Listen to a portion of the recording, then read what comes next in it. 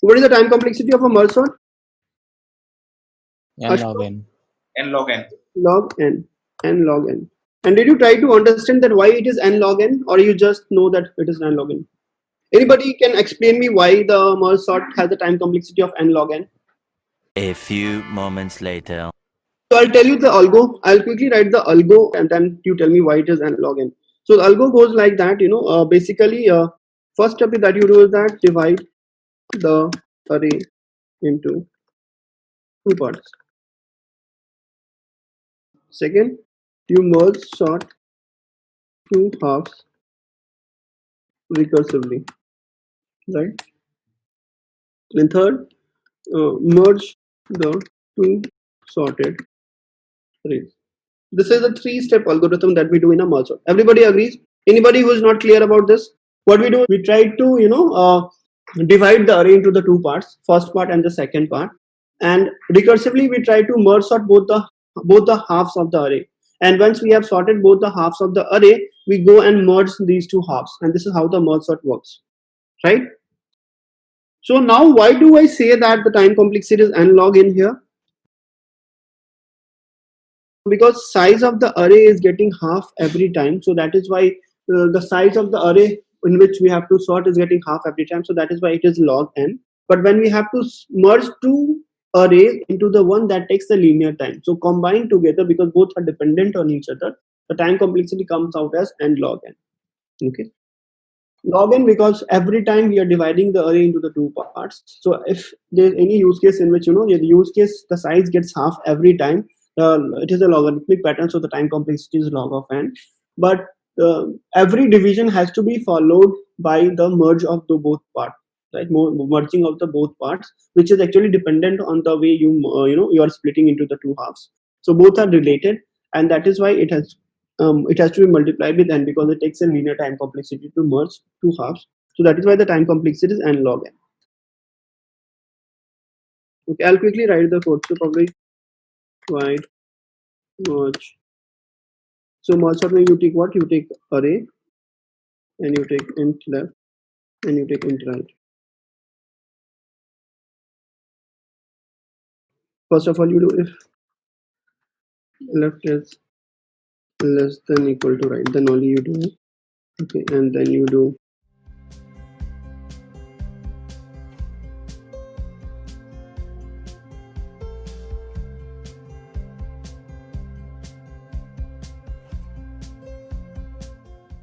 to find the mid. I could have also written it like this: mid is equal to left plus right. So mathematically, these two things are not different. Both are same only, same expression. I've just written in the different ways. There's no difference between these two mathematical values. The final result of these two mathematical expression will not differ. They both are same, right? So mathematically they're not different, but I have written it like this. Will it make any difference and why I have done this? Anybody can think of why I have written it right left mid is equal to left plus right minus left by 2 and not left plus right by 2? The reason is because if suppose right value is very big, it is near to the maximum value an integer can hold. Suppose integer has a limit to which it can hold the amount of data. So if suppose right is closing to that particular limit, and in that case left is also closing to it. So if we add these two, this will exceed the amount of data which an integer type data or variable can store. So in that case, it will exceed beyond the size of data which integer can hold. It will throw any kind of garbage value in the place of that, right? So in order to avoid any kind of overflow of the data and to keep it within the range of the integer itself, instead of writing this way, we write it this way. Make sense? Everybody? Yeah. Perfect. So this is the first thing that we do. Again, our same common thing. Whenever we are writing any recursive function, we should be very clear about what is the meaning of this function. So meaning of this merge sort function is that if you give me an array, you give me the left starting point. If you give me the right point, I will sort the whole array from the left till the right. This is the meaning of this function. So now what I'm saying that sort me till the first half and sort the second half. So if I have to just sort the first half, I just call this function and I pass array and I pass left and I pass mid minus 1, right? So what this function will do, this will sort the array from the left till mid minus 1. Now if I call this again, merge sort, and if I say mid plus 1 till end, now this function what it will do, it will merge the another half. So it will start from the mid plus 1 until end. It will merge the array from the mid plus 1 till the end, right? So with these two steps, I have two parts of the array. The first part is sorted and the second part is also sorted. But I want the complete sorted array. So I need to merge two sorted halves. So this half is also sorted, this half is also sorted. I somehow need to merge it. So for that, I'll have to call a function called merge. Merge. In this, I have to pass the array. I have to pass what is the starting point, what is the midpoint, what is the end point. So what it will do is that it will merge the array from the starting till the mid and from the mid plus 1 till the end, right? Vishwa, can you explain why didn't we take the mid index? Sorry, that was a mistake. I have corrected it. It's mid end. So what I have done is that I have merge sorted the left part.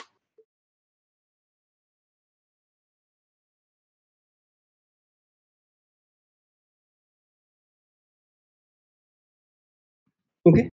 So now this part will take complexity of O of n. This part will take the complexity of merging the two part will take O of n. Okay. And since we are always reducing the size by half, so this initially it was from the left to the right, but it is only calling for the left to the mid minus 1, right? So this recursive call, because of the size is getting half every time, right? So the number of times this function will be called recursively will be proportional to the log n. But every time when we call it recursively, we merge it with a linear time complexity, right? So that is why the time complexity comes out as n log n. Does this make sense now? Yeah, we saw in the last statement we are passing 4 parameters, but so this is another function. I have not defined it properly.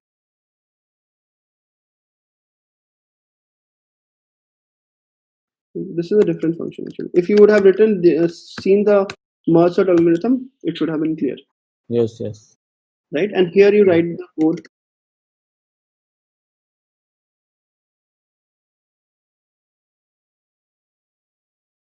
This will take one time. Okay. Now, nobody will ask you directly in the interview or you will never be, in a practical working scenarios in the industries. You will see a situation where you have to write your merge sort directly. But every bit of piece that you do in a merge sort is very helpful, is very conceptual. So this piece of the code which you write inside the merge function is very important, right? So this part is very important, guys. So are you clear when you saw the merge algorithm? Are you clear about how they're merging two sorted arrays into the one using the linear time complexity? Are you guys clear on that? Yeah, yes, Vishwa. Yeah. Perfect. Because this is very important, and based on this, there is a question in the sheet, and then I'll expect you guys to solve that problem.